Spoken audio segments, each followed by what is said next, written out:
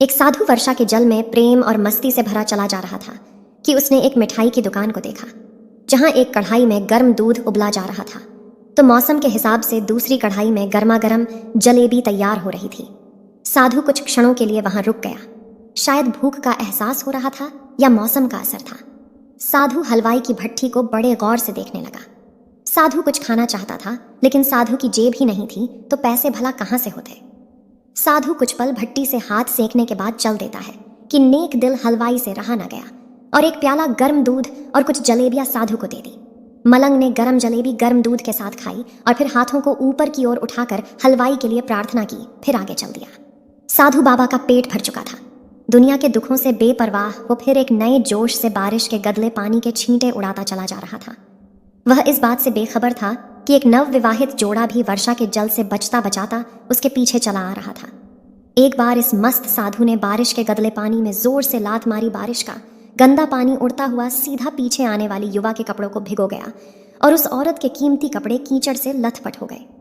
उसके युवा पति से यह बात बर्दाश्त नहीं हुई, इसलिए वह आस्तीन चढ़ाकर आगे बढ़ा और साधु के कपड़ों को पकड़कर खींचकर कहने लगा, अंधा है, तुझको नजर नहीं आता। तेरी हरकत की वजह से मेरी पत्नी के कपड़े गीले हो गए हैं और कीचड़ से भर गए हैं। साधु हक्का बक्का सा खड़ा था, जबकि इस युवा को साधु का चुप रहना नाखुशगवार गुजर रहा था। महिला ने आगे बढ़कर युवा के हाथों से साधु को छुड़ाना भी चाहा, लेकिन युवा की आंखों से निकलती नफरत की चिंगारी देख वह भी फिर पीछे खिसकने पर मजबूर हो गई। राह चलते राहगीर भी उदासीनता से यह सब दृश्य देख रहे थे, लेकिन युवा के गुस्से को देखकर किसी में इतनी हिम्मत नहीं हुई कि उसे रोक पाते और आखिर जवानी के नशे में चूर उसने एक जोरदार थप्पड़ साधु के चेहरे पर जड़ दिया। मलंग थप्पड़ खाकर कीचड़ में जा गिरा। युवक ने जब साधु को नीचे गिरते देखा तो मुस्कुराते हुए वहां से चल दिया। साधु ने आकाश की ओर देखा और उसके होठों से निकला, वाह मेरे भगवान, कभी गर्म दूध जलेबी और कभी गर्म थप्पड़, लेकिन जो तू चाहे मुझे भी वही पसंद है। यह कहता हुआ वह एक बार फिर अपने रास्ते पर चल दिया। दूसरी ओर युवा जोड़ा अपनी मस्ती को समर्पित अपनी मंजिल की ओर अग्रसर हो गया। थोड़ी दूर चलने के बाद एक मकान के सामने पहुंचकर रुक गया। वह अपने घर पहुंच गए थे। वह युवा अपनी जेब से चाबी निकालकर अपनी पत्नी से हंसी मजाक करते हुए ऊपर घर की सीढ़ियां तय कर रहा था। बारिश के कारण सीढ़ियों पर फिसलन हो गई। अचानक युवा का पैर फिसल गया और वह सीढ़ियों से नीचे गिरने लगा। महिला बहुत जोर से शोर मचाकर लोगों का ध्यान अपने पति की ओर आकर्षित करने लगी, जिसकी वजह से काफी लोग तुरंत सहायता के लिए युवा की ओर लपके, लेकिन देर हो चुकी थी। युवक का सिर फट गया था और कुछ ही देर में ज्यादा खून बह जाने के कारण इस नौजवान युवक की मौत हो चुकी थी।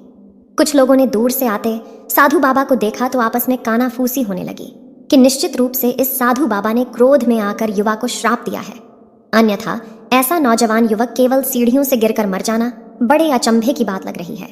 कुछ मन चले युवकों ने यह बात सुनकर साधु बाबा को घेर लिया। एक युवा कहने लगा, आप कैसे भगवान के भक्त हैं जो केवल एक थप्पड़ के कारण युवा को श्राप दे बैठे। भगवान के भक्तों में रोष कैसे हो सकता है, गुस्सा हरगिज नहीं होता।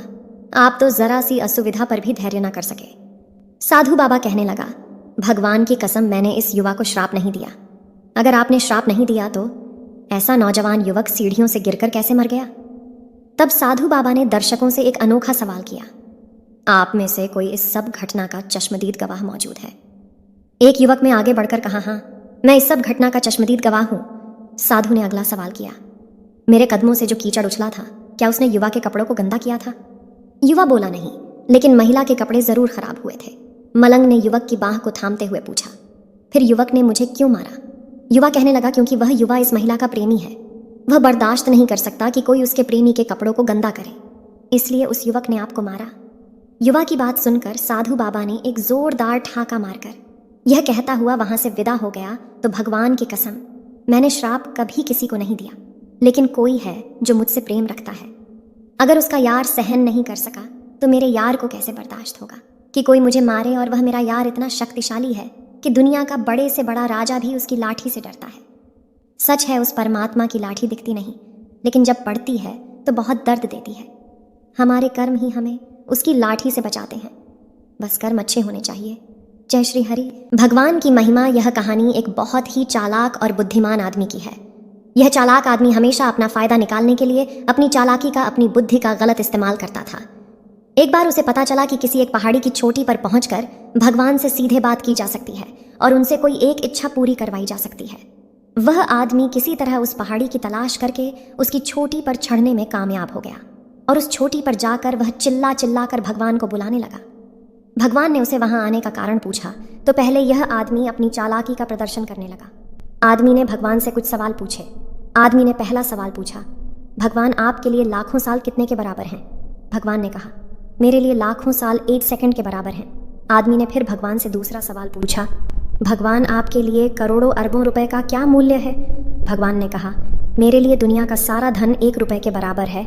आदमी को लगा कि उसने भगवान को अपनी बातों में फंसा लिया, इसलिए उसने अब अपनी इच्छा बताई। भगवान, मैं आपसे केवल 1 रुपए मांगता हूँ। इतना कहने के बाद आदमी मन ही मन मुस्कुरा रहा था कि अब वह दुनिया का सारा धन पालेगा। भगवान ने कहा, मैं तुम्हें 1 रुपए देने के लिए तैयार हूँ, जिसके लिए तुम्हें बस मेरी एक शर्त माननी होगी। आदमी ने कहा, वह कोई भी शर्त मानने के लिए तैयार है। भगवान ने आदमी से कहा, तुम्हें सिर्फ 1 सेकंड का इंतजार करना होगा। आदमी खुशी से उछल पड़ा और तुरंत हाँ कर दी। उसके हाँ करते ही भगवान वहां से गायब हो गए। अब आदमी इंतजार करने लगा कि कब दुनिया का सारा धन मिलेगा। कुछ घंटे बीत जाने के बाद जब वह दोबारा सोचने लगा तो उसे याद आया उसका पहले सवाल का जवाब जो भगवान ने दिया था। उसके हिसाब से भगवान के लिए 1 सेकंड यानी आदमी के लिए लाखों करोड़ों साल के बराबर है। यानी कि भगवान उसे दुनिया की सारी दौलत देंगे, लेकिन लाखों करोड़ों साल इंतजार करने के बाद। यह कहानी हमें सिखाती है कि कभी भी हमें हमारे सामने वाले को कम नहीं समझना चाहिए। अगर हम सामने वाले से ईमानदार रहेंगे, हम उसके साथ अच्छा ही करेंगे तो हमारे साथ भी अच्छा होगा, और हम सामने वाले को जो देंगे वही हमें वापस मिलेगा। हम सामने वाले को खुशी देंगे तो हमें वही वापस मिलेंगी। हम उसे दुख देंगे तो दुख मिलेगा। वफादारी के बदले वफादारी और धोखे के बदले हमें धोखा ही मिलेगा। जय श्री हरि।